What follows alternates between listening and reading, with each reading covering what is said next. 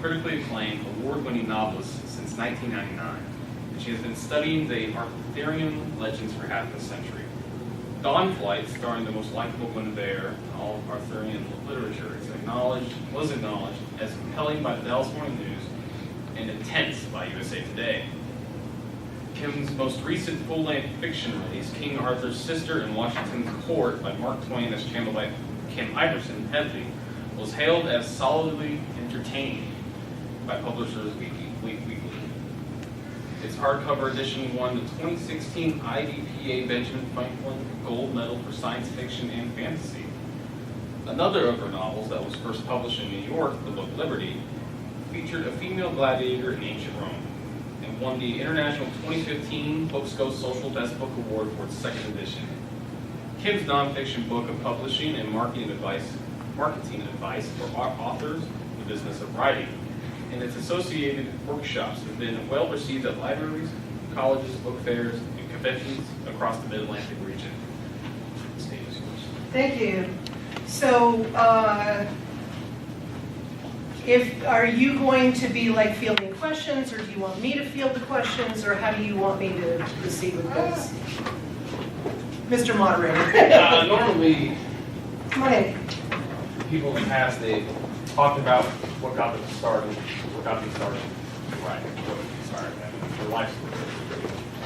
And usually when you finish, we have questions for you. Okay, all right. Well, I will present the same offer that I do to any of the audiences that I talk in front of. I like to extemporize. I don't have anything prepared. It's all up in my head. And if you would like to ask a question midstream, I am happy to stop and field that question. I've found that it's more helpful to do that than for you to hold the question to the end and then maybe forget. So I know I would do that. So I offer that to you all as an opportunity.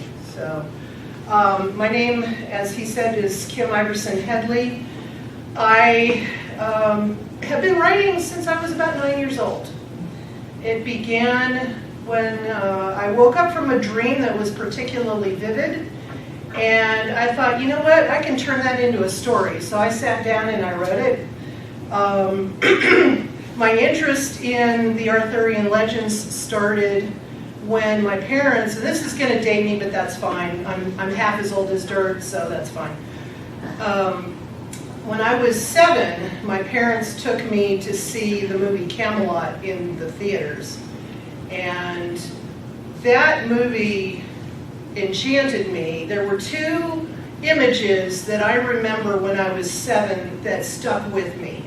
The first image from that movie was Guinevere in her big, white, fluffy fur coat singing about the simple joys of maidenhood and having knights fight for her and all this stuff. And the second image from the end of the movie was a very dramatic scene where the Round Table knights are starting to fight among themselves. One of them gets up on his horse, up onto the table cracks under the weight of the horse and the knight. And both of those images really informed my fiction from then on. When I was 9, I picked up a modern language translation of the 15th century work by Sir Thomas Malory, L'Amour d'Arthur. I read it cover to cover at age 9. I'm sure at age 9 a lot of it went this way, but it got me hooked. And so I started writing. I argue that Arthurian legend fiction is probably the oldest fan fiction in the world. And there are something like 20,000 works that have been created, and that includes historical research and that kind of thing. But that corpus of 20,000, of which we have a few up here on the table, is second only to the Bible in terms of works that have been inspired by this legend. And why? Because Arthur was kind of a messiah figure himself. So that whole legend captured me from a very early age, and I started writing. And my goal, as soon as I started reading some of the Malory adaptations and things like that, I picked up on the character of Guinevere and realized that she had gotten a bum rap. And so I began my publishing career literally with a mission to redeem Guinevere from 15 centuries of bad press. So it began with Dawnflight. This edition, and I apologize for all the rubber bands, I've been doing a lot of outdoor events and the humidity makes the covers curl. But Dawnflight was published in 1999 by Simon & Schuster. I began writing this particular version of Guinevere's story in 1989. So it took me 10 years, almost to the very day, to have this see the inside of a bookstore. Part of that was I was learning my craft as a writer, and I was also trying to figure out how to get this thing published. And so I would go through a period of submitting the manuscript to a publisher.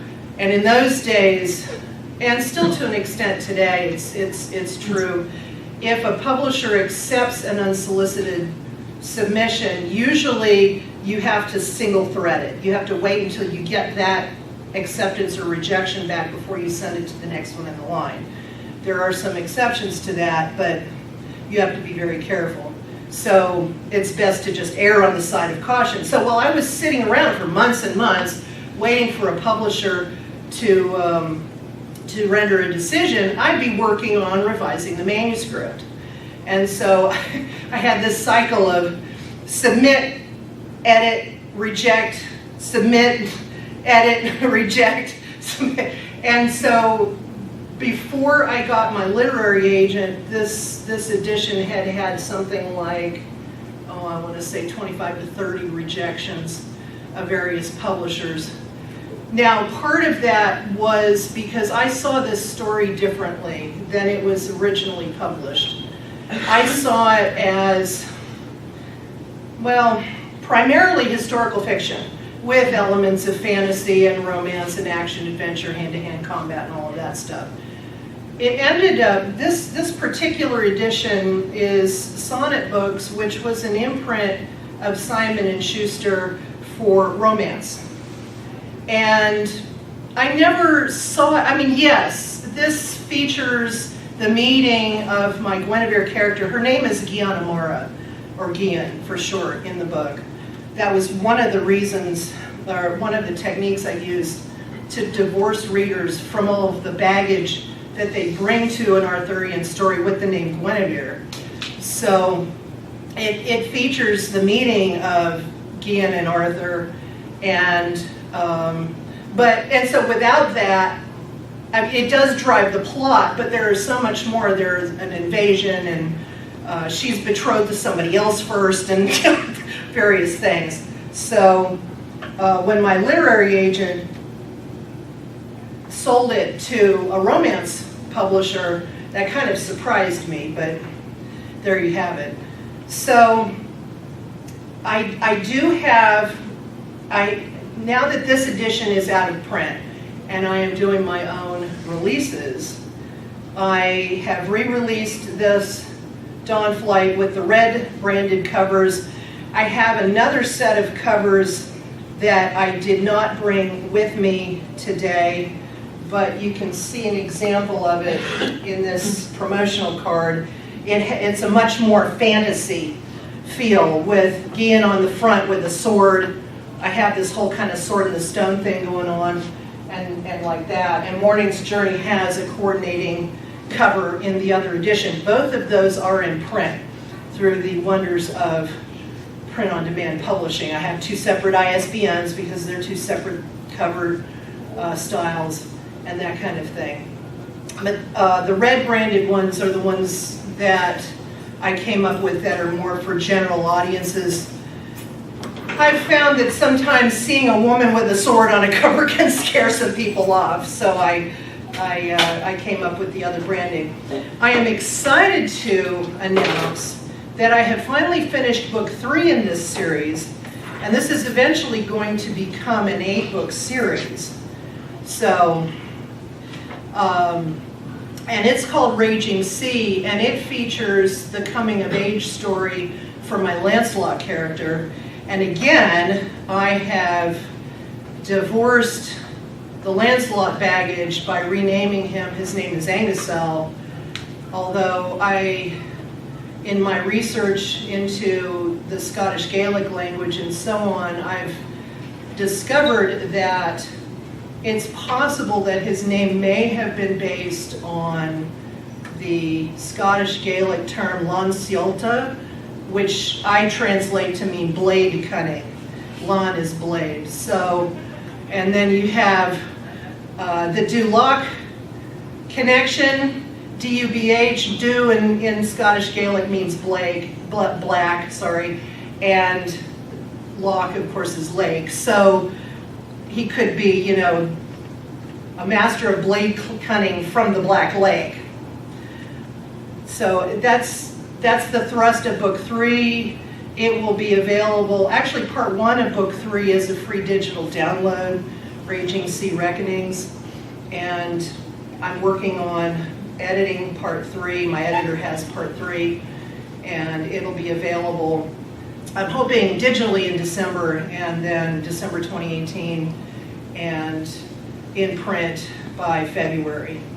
So, and then to kind of come full circle on all of the Arthurian stories, these short stories that they are for sale, but I also give them away as lost leaders. The 2 gentlemen on the cover of The Color of Vengeance are 2 minor characters whose story plays out across several chapters in book 2, Morning's Journey. And the theme of their story relates thematically to the overall theme of Morning's Journey. Then we have the challenge.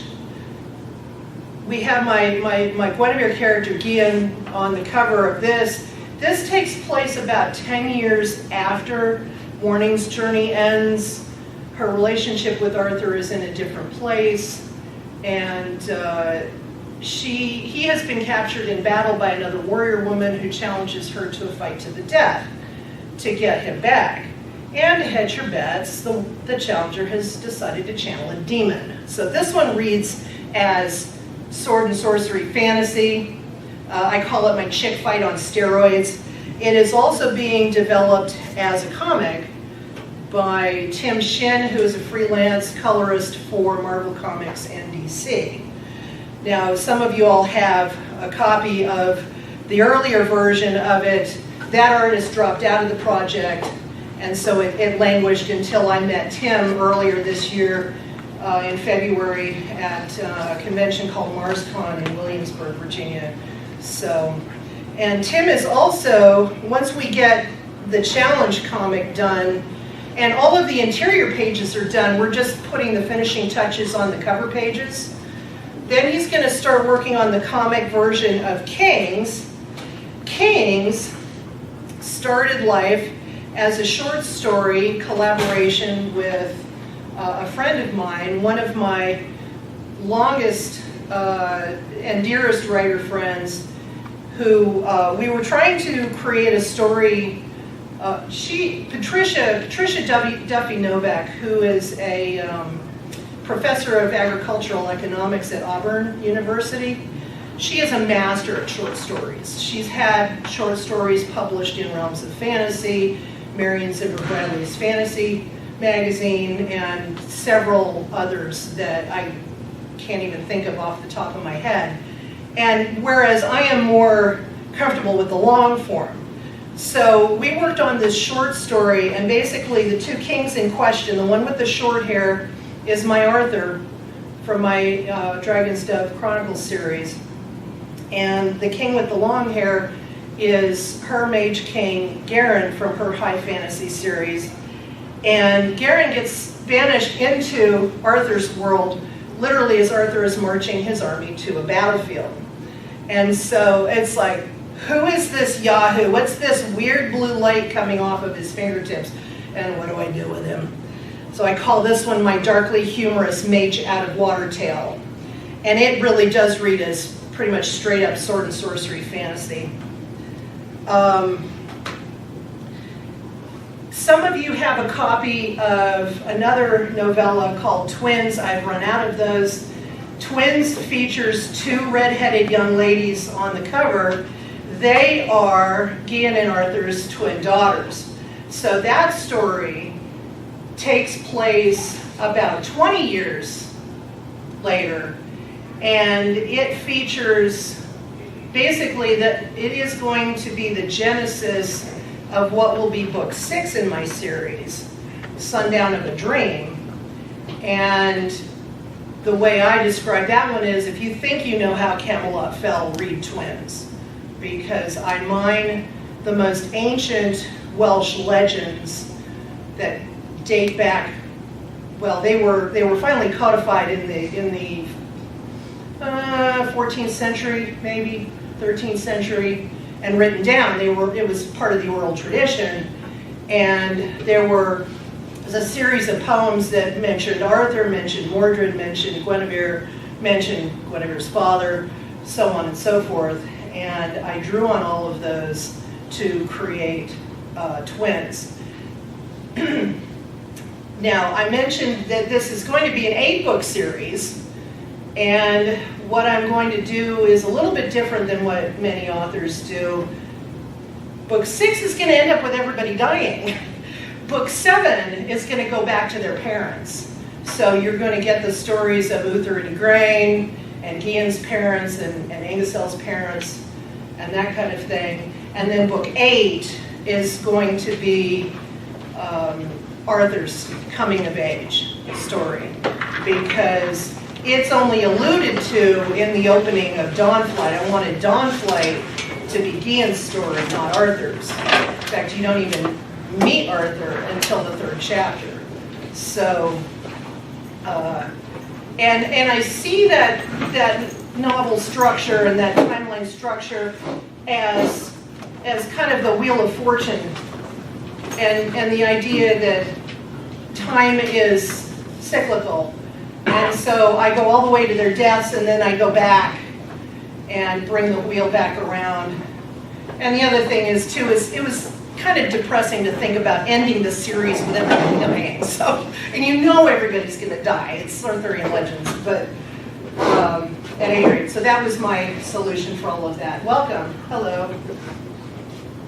Now, the second novel that I got published in New York, Liberty is a standalone story. It was suggested to me by another of my longtime writer friends. She lives in Montana, and this was back before a lot of Google and online articles and things. She literally clipped a newspaper article out of her local newspaper and mailed it to me, and it was an article about some researchers at the Museum of London who were studying the remains of this one person. They found it was a woman, and because of the nature of the grave goods and the richness of the burial, even though the burial was in a pauper's cemetery, they concluded that this woman was either the wealthy consort of a gladiator, because once the way the social rules were in those days, if you were caught consorting with a gladiator, you became a social outcast. And that plays into this book. So they figured it was either an outcast, wealthy consort of a gladiator, or else she was a gladiatrix in her own right. And some of the grave goods included like lamps and other artifacts that had gladiator motifs decorated on them. Very specific remains of a feast that was celebrated in her honor before cremating her, and that kind of thing. So all of those clues. So I chose the interpretation and made her a gladiatrix and gave her a story. And this also is, it is a historical romance, all right? HQN Books, which is, as far as I know, is still publishing novels to this day. This was published in 2006. It's an imprint of Harlequin, but it is not your series formulaic romance type novel. She's a slave, she has no control over her own body, and bad things happen, and she has to fight in the arena. So, now the one thing I did as a subplot was I took literary license to move her into an era where Rome was governed by one of the more reasonable emperors. I chose Emperor Marcus Aurelius, who, if you're at all familiar with the Russell Crowe movie Gladiator, they showed Marcus Aurelius in his later years. For the record, he was not killed by his son Commodus. Commodus was a gladiator. He did fight. If you were noble, you were exempt from the social strictures and so on. So sometimes these noblemen would fight in the arena just because they got a kick out of it. But no, he didn't murder his father. He did murder his sister, though, which they showed her surviving in the movie. But at any rate, all of that aside, it's still a pretty entertaining movie. I show Marcus Aurelius in the early stage of his reign, and another historical figure who shows up in Liberty is the physician Galen of Pergamum. He was a Greek, and he is generally credited to be the father of Western medicine. And he had done research using pigs whose nervous systems are very similar to humans, and it's generally agreed that about 80% of his writings are still accurate by today's standards. So, and he got his start treating gladiators and was called to be a court physician by Emperor Marcus Aurelius. So I've got all of that in Liberty. That's one of the things I like to do is incorporate nuggets of history without giving you a textbook and making it an entertaining story. So, and then I reprinted Liberty. This is a new cover for Liberty. It had a white cover earlier. That was the one. In fact, I'll just have it here. This was the edition that won the 2015 Books Go Social Best Book Award with this cover. And then I decided it was a little too bland, so I gave it this nice light blue with avant-garde with the face turned as if she's lying on the arena sands and that kind of thing. That's one of the wonders that one can do with print on demand and controlling your own cover art and things like this. If you will notice, Gian is blonde on this cover. I had no control. She's a redhead in my book. So that is an advantage of being able to do your own cover design and book layout design and so on. Another advantage is, as I said, book layout. One of the hallmarks of my fiction is, with only one exception, which I'll get to in a moment, I like to write with multiple viewpoint characters. Raging Sea, I was counting, has something like 18. Now, not all of them have, it's not 18 because some of them have two different totems. But in order to keep the viewpoints straight, I came up with a system of assigning totem art, and my daughter happened to do the art for this book, Snow in July, which I'll talk about in a second. And then you will see totems as scene breaks and as chapter embellishments. And once you get to know which viewpoint character goes with which totem, then you can see visually, graphically, which viewpoint character is coming up next. And I've had readers tell me that they really enjoy that, especially when I'm going back and forth. And when I have battle sequences, I can have 4 or 5 different characters as I'm composing a battle sequence. In fact, Raging Sea, part 3, which is essentially the second half of the book, probably 75% of that is battle sequences, because I have this whole campaign that I've described. So,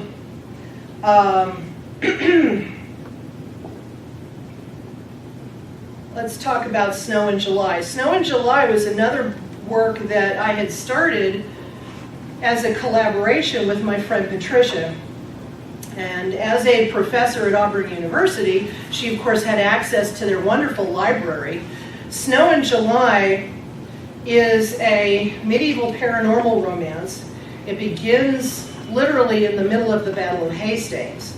And originally, let me see, I was going to write the heroine's viewpoint scenes, and Patricia was going to write the hero's viewpoint scenes. So we started writing, and it was essentially going to be just the two viewpoints with maybe another one thrown in to get additional information as needed and that kind of thing. But then a few months into the project, Patricia's life circumstances changed, and so she gave me her blessing to just write the story myself, which I finally did and published this in 2014. And this is also my official young adult title because the intimacy is not graphic. By contrast, Liberty is probably the most R-ish of what I write, but even that is mild by today's standards. So all of these books, from here to here, and most of the short fiction, I had started writing 20 years ago. And they existed in various stages of completion. The only book that I have written since living in Wytheville, which I've been living in Wytheville since 2005, is this one, King Arthur's Sister in Washington's Court. In those days, I still had my literary agent. We actually broke up over this book. But what happened was in 2005, he went to an annual event called Book Expo America. And it is one of these trade shows that moves around the country.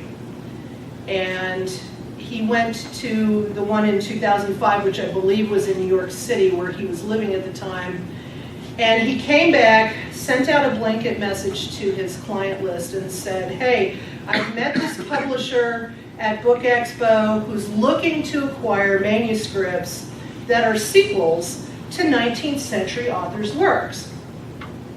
Do any of you have ideas? Well, in 2005, people had done Jane Austen sequels, they had done H.G. Wells, they had done Shakespeare, that kind of thing. I said, what about Mark Twain, Connecticut Yankee and King Arthur's Court? So he sent that idea back to the publisher, and the publisher was like, great, as long as you update it for the 21st century. So I thought, okay, well, if any of you have any of you read A Connecticut Yankee and King Arthur's Court? You have, okay. You may know that the only major character he did not kill off by the end of the book was Morgan Le Fay. And I thought, okay, I like writing about strong female heroines. Morgan Le Fay's never been one of my favorite Arthurian characters, but let's give this a go.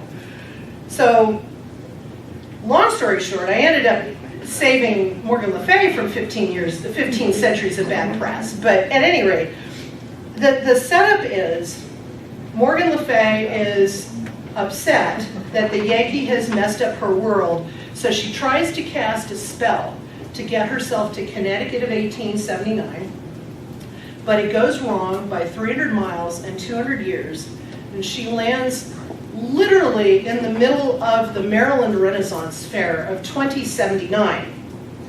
So, and I won't say why the spell went wrong. It went wrong because of a collision with the exercise of technology, but she's thrust into this future world that's initially looks kind of like what she's used to, but in a kind of a bizarre two-dimensional way, as these Renaissance fairs are, and then it goes from there. Now, because I was doing Twain, and I literally wrote this as if I was Mark Twain, publishing this in the late 19th century, even down to the book layout, and I commissioned more than 100 unique pieces of art.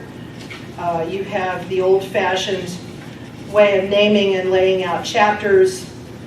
The book layout designer even went as far as to look up digital versions of fonts that were in use in Twain's day.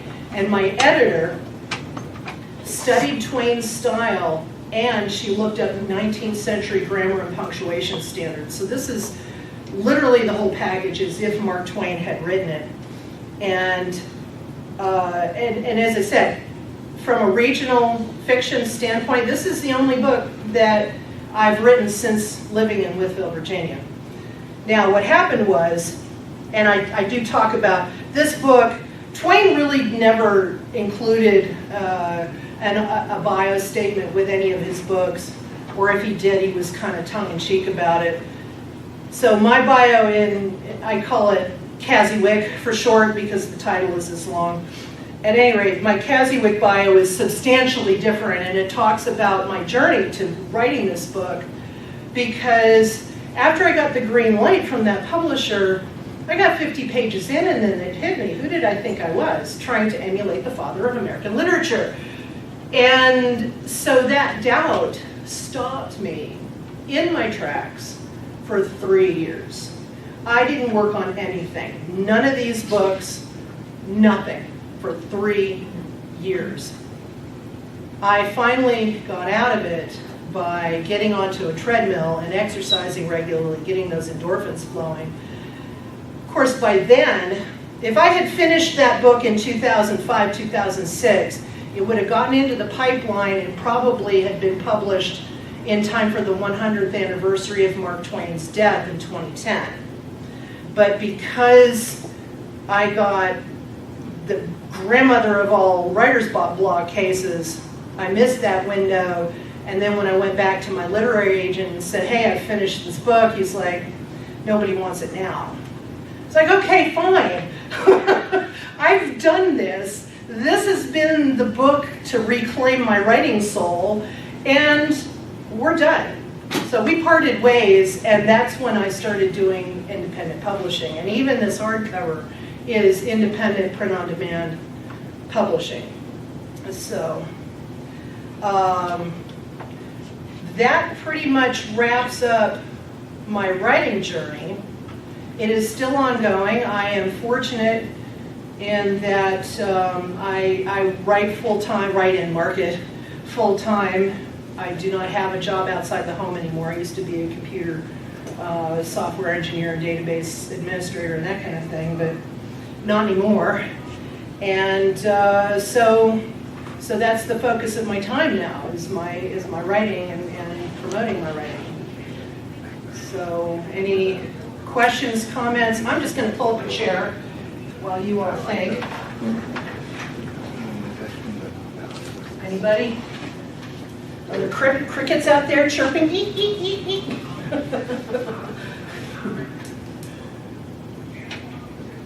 You find it difficult to separate like the actual realistic history from fantasy aspects? Can you repeat the question? Yeah, I will, yes. The question was, do I find it difficult to separate the fantasy aspects from the actual history? And the answer is, I don't separate. I try to incorporate fantastical elements in a way that makes sense to people. So, for example, in Snow in July, I called it a paranormal medieval romance. The paranormal element is that the villain is a shapeshifter, okay? And there is enough in legends to suggest that, you know, the shape-shifting is based on something, okay? So, and I tie it to the heroine's gift in that the heroine has this healing gift. That's why if you look at the cover closely, you'll see a pair of hands holding a flower, and there are flames underneath the flower. the flames symbolize the idea that her gift ignites upon contact with this certain herb. And I draw on the legend of the Glastonbury thorn tree, which is, the legend is that Joseph of Arimathea, who had taken Jesus' body off the cross and buried it in his own tomb, well, Joseph was a tin merchant, and one of his sources was the tin in Britain, and so he would come to Britain, buy tin, and then take it back. And the legend was that he planted his staff on a hill by Glastonbury. The staff took root and became this tree. Well, if you look at the tree itself, it is a Middle Eastern strain of hawthorn. It is not indigenous to Britain. So there may be some truth to that. So I incorporate that legend in, and hawthorn itself has medicinal properties. It can help with heart trouble and things like that. So I gave it an extra power that activates in the heroine's hands so that she can heal people with just a touch. And her cousin, the shape-shifting villain, he basically also manipulates energy, but he does it by sucking life energy out of people and channeling it into himself. So I don't ever use the term in the book, but in essence he's an energy vampire and she's an energy giver. So their gifts are mirror opposite of each other. And with the Arthurian Legends, my historical series, that's another thing that I do, is I incorporate things like visions, which the reason I started Dawnflight in the place that I did, not counting the prologue was actually written several weeks later, but chapter 1 came to me in a dream. The scene did. And I woke up from that dream, I was like, you know what? This is the start of this story. And it became that. So, and then I had another dream later where I dreamed that I was the Angusel character in battle. And the characterization of that dream was, I felt that I was him. Not that I was observing, but that I was wielding the sword and the whole bit. So I used that experience to inform what my Lady of the Lake character goes through. She sees visions, and the way she can tell her visions from a normal dream is that she becomes the person in the vision, and she feels what they're going through and that kind of thing. So I draw elements from real life and embellish them a bit, because Arthurian Legends, you're expecting characters that are a bit bigger than life anyway. So any other questions? Yes, sir. Are you, as you begin the process of mentally envisioning what you're going to do in a book or where a book is going, does it become a living, sort of a breathing organism that can take on a life of its own and take you to a conclusion that you didn't anticipate, or developments within the book itself that go down a road that you didn't anticipate when you began to conceive what the general theme of the book would be? Okay, so the question is, when I sit down and envision a story, a plot, a scene, does it ever go in a place that I don't anticipate, or go in a direction that I don't anticipate? Does that pretty much sum up? And conclude in a way and conclude in a way that I don't anticipate. Okay. Complex question, thank you. Basically, with my Arthurian Legends series, the overall arc exists as a timeline. And that timeline includes births, deaths, battles, marriages, and other milestone events in the various characters' lives. And I do that because I'm trying to map my story to a 9th century list of Arthur's battles that he supposedly fought. The list is either 8 or 12 battles, depending on which translation source you look at. And I'm going with the 12 battle list. And so that list of battles, and basically it's the battles that he had to fight to consolidate his power and to subdue or to make into, conquered allies, that kind of thing, the various competing peoples across Britain.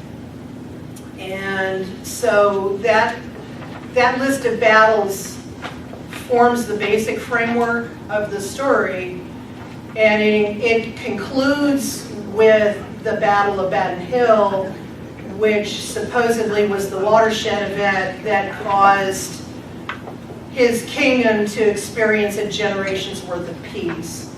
So that's the goal in mind with this series. Of course, the other thing too is you're dealing with real human beings, or I'm trying to portray real human beings who have agendas and conflicting goals, and sometimes their goals and agendas will run in concert with the main characters, and sometimes they're at cross purposes and that kind of thing. That's life, okay? And so in crafting these stories, I do sit down and I sit down and make a 20 or 30 page outline of where I think the story's going to go, but as I develop it, I give myself latitude to deviate. And so you get things like Raging Sea. Now Raging Sea, book 3, so it's not up here on the desk yet. Book 3 began life 17 years ago. Now, for the record, that is not a record. I have another author friend who recently published a book that he had started writing 50 years ago. But so in all of that time, and I mean, I was raising 2 children, I had the full-time job, I had issues with my literary agent, I had, moving various places, all that kind of stuff, that life was intervening. And so as that was happening, my fiction quality was also improving.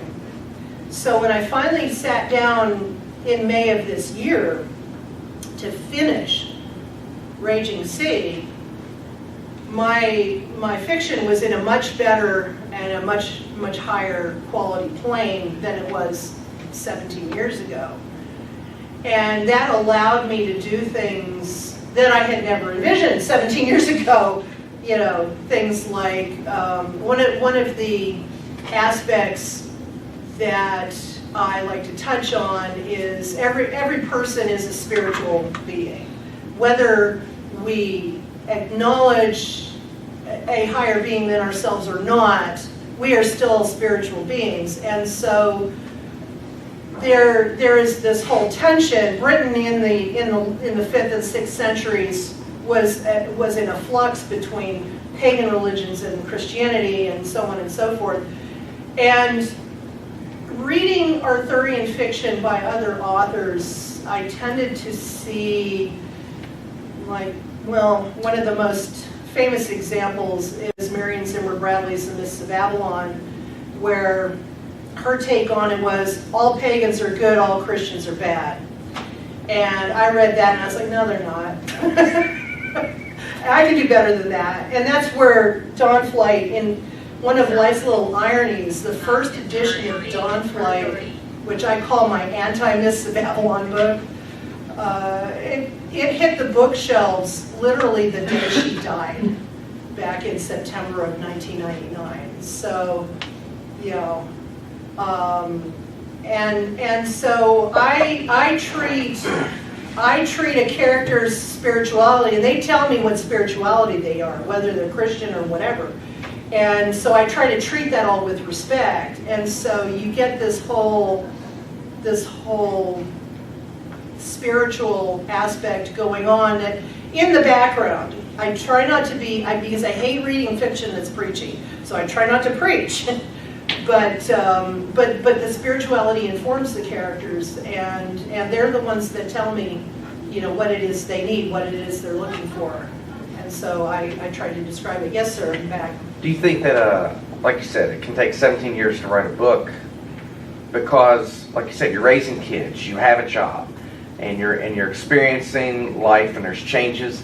Do you think that maybe, in a way, your life changes and experience maybe went into changing, maybe even if in an analogous way, your experiences, you incorporated into your book, and there were changes in themes and storylines and stuff that you, because of how you changed over time? Or do you think it always pretty much stayed this, your idea of where you wanted to go always stayed, the narrative always stayed the same, it just took you time to get there? Or do you think it actually changed and the book maybe went in a complete different direction than it would have if you would have been able to finish it in 2 years? Okay, so the question is, taking this 17-year example from the development of Raging Sea, did the book end up going in a different direction, or did the narrative pretty much stay the same and I was just trying to find time to finish it? Does that pretty much okay? Yeah. I think both of those elements came into play. One of the elements that I haven't mentioned yet was that Raging Sea, my Lancelot coming of age story, was actually suggested to me by my literary agent. He was like, okay, you need to do that, and then we had our falling out. So part of that reluctance to develop this story was because of that falling out. So there's a life experience that impacted negatively on the development. It made me, in the back of my mind, kind of drag my feet. But then as I thought about it, I realized that no, Angusel gets left in a really, really, really bad place at the end of book 2, Morning's Journey. And so I need book 3 in order to get him out of that bad place and back on the path to becoming basically the greatest warrior in the world. And how that path developed then became modified over the 17 years. And most notably, in May of this year, I decided to purchase a table in the dealer's room at a literary convention in Baltimore called Balticon. If you're ever up there, it's over Memorial Weekend every year.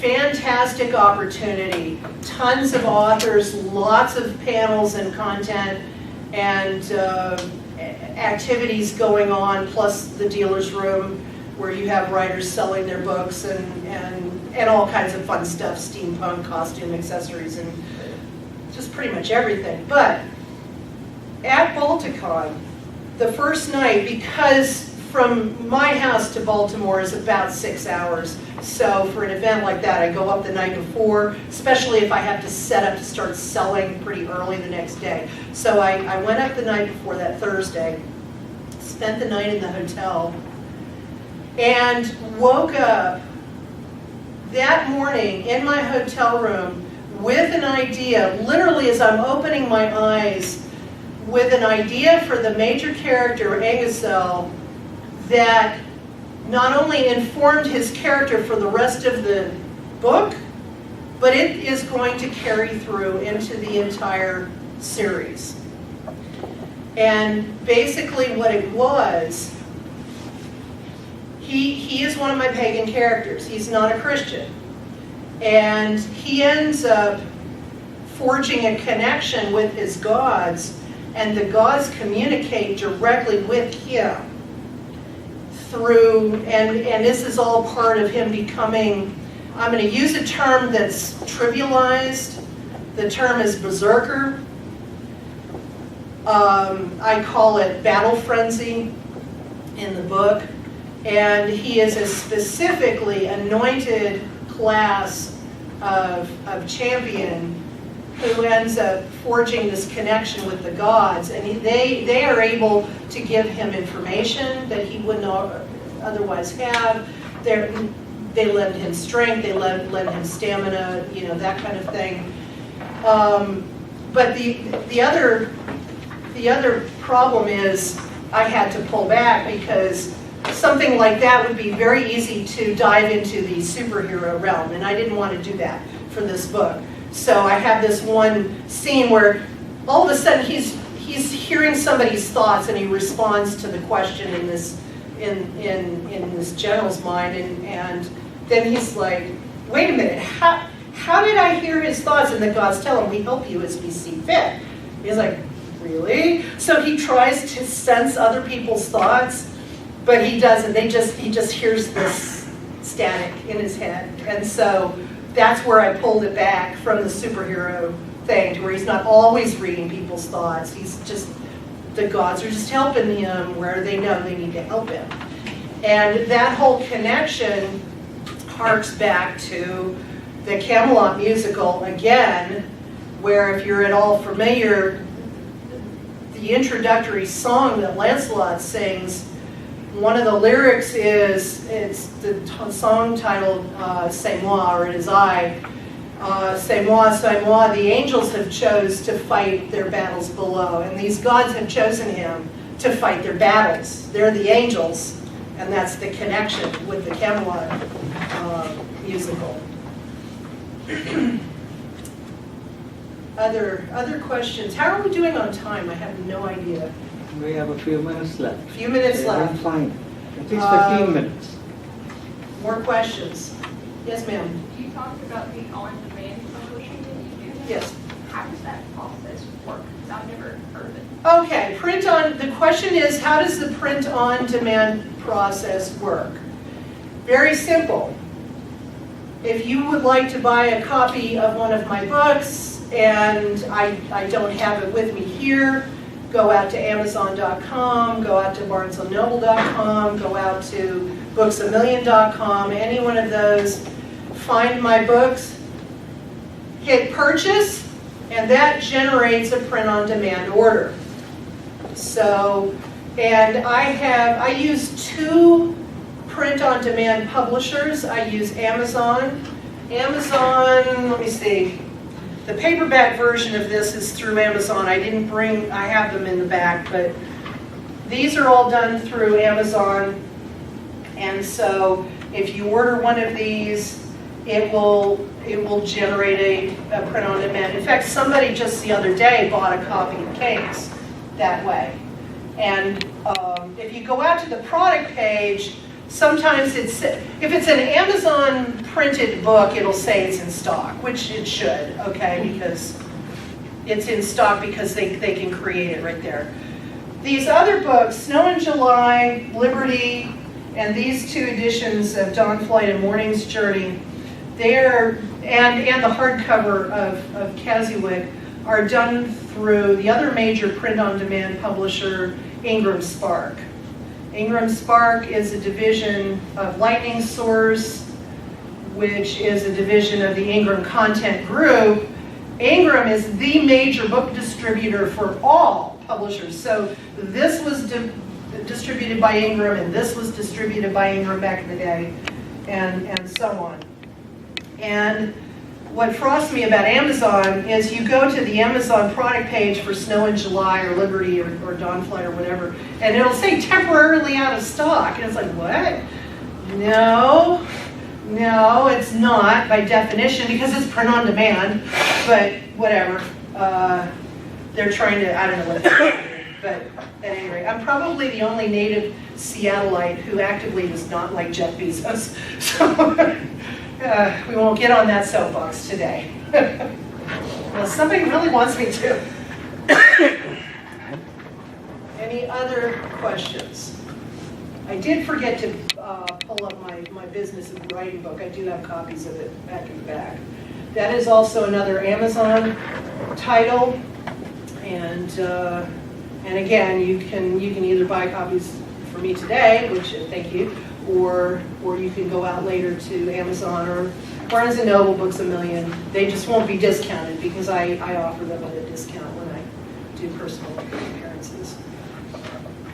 So, anybody Any more else? questions? Then Dr. Croxing, if you would like to.